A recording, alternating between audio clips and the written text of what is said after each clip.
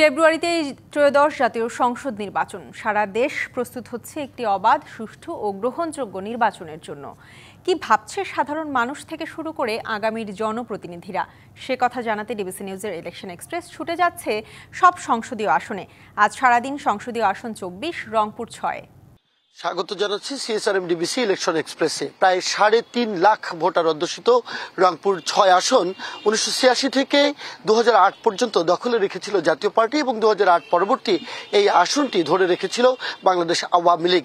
এই আসনেই ২৪ জুলাই বিপ্লবের যোদ্ধা আবু সাইদ যেমন জন্মগ্রহণ করেছিলেন, একইভাবে আসনটি ছিল শেখ হাসিনার শ্বশুরবাড়ির এলাকা। তাই নানা দিক থেকে গুরুত্বপূর্ণ এই আসনটিতে ত্রয়োদশ জাতীয় সংসদ নির্বাচন নিয়ে নানা সমীকরণ চলছে। এই মুহূর্তে আমাদের সাথে যুক্ত হয়েছেন ইসলামী আন্দোলন বাংলাদেশের সহকারী দপ্তর সম্পাদক অ্যাডভোকেট বরকতুল্লাহ লতিফ। কথা বলবো তার সাথে। স্বাগত আপনাকে। ত্রয়োদশ জাতীয় সংসদ নির্বাচন অনুষ্ঠিত হতে যাচ্ছে ফেব্রুয়ারির প্রথমার্ধেই। এই নির্বাচনকে কেন্দ্র করে এই আসন থেকে আপনার দলের মনোনীত প্রার্থী, আপনি মানুষের কাছে যাচ্ছেন, গণসংযোগ করছেন, কি প্রতিশ্রুতি নিয়ে যাচ্ছেন, আর মানুষ আপনাদের কিভাবে গ্রহণ করছে? ধন্যবাদ।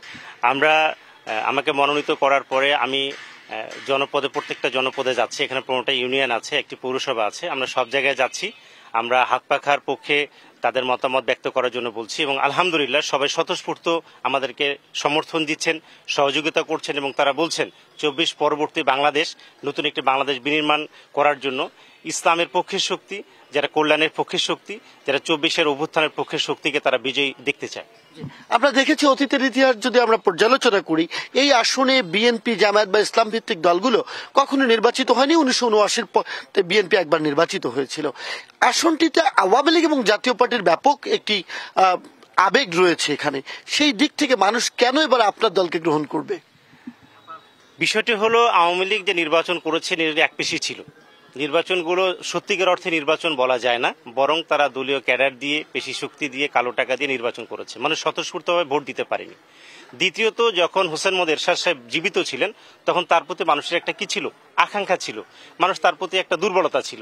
বর্তমানে তিনি যেহেতু নেই এবং তার দলের যে অবস্থা, মানুষের কিন্তু জাতীয় পার্টির কোনো আস্থা নেই এবং তারা দীর্ঘ সময় আওয়ামী লীগকে তারা সহযোগিতা করেছেন তাদেরকে টিকে থাকার জন্য, যার কারণে ২৪ পরবর্তী বাংলাদেশে বর্তমানে জাতীয় পার্টি এবং আওয়ামী লীগের প্রতি মানুষের যে একসময় আবেগ ছিল, আবেগ কাজ করছে না। সে অনুযায়ী আমরা আশা করছি ইসলামের পক্ষের শক্তি, মানবতার পক্ষের শক্তি, যে কল্যাণকামী শক্তি, ইসলামী আন্দোলন বাংলাদেশকে তারা বেছে নেওয়ার জন্য তারা মুখিয়ে আছে এবং তারা বলছে যে আপনারা আসেন, আমরা সার্বিক সহযোগিতা করব, আমরা সমর্থন দিব, ভোট দিব। ২৪-এর বীর যোদ্ধা শহীদ আবু সাইদ, সে তো এই পীরগঞ্জের মাটিতেই তার জন্ম হয়েছিল। একইভাবে শেখ হাসিনার শ্বশুরবাড়িও এই পীরগঞ্জে। এখন আসলে মানুষ কোন মুখী, মানুষ কি বলছে? আসলে আবু সাইদ ২৪-এর গণঅভ্যুত্থানের সবচেয়ে বড় যোদ্ধা।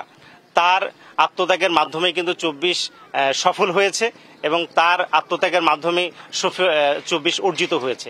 আর শেখ হাসিনার শ্বশুরবাড়ি পীরগঞ্জ ঠিক আছে, কিন্তু শ্বশুরবাড়ি হলেও তার যে ভূমিকা থাকার কথা ছিল পীরগঞ্জ কেন্দ্রিক সামগ্রিক ডেভেলপমেন্টের জন্য, এই ডেভেলপমেন্ট সে কাজটি করেনি।